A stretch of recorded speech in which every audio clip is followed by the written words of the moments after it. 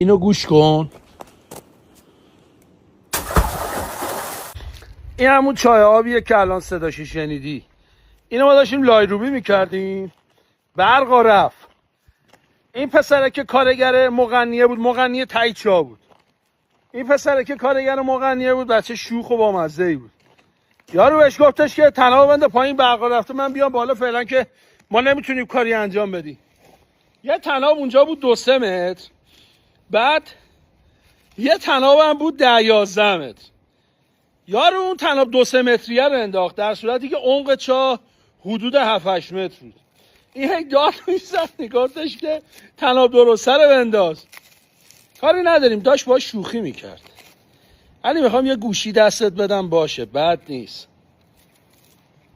خیلی وقتا هستش که تو توی چاه 7-8 متری افتادی و خیلی ها دقیق میدونن چاه 7-8 متره، ولی تناب 3-4 متری میفرستن برات، ادای کمک کردن در میارن، اداشو در میارن.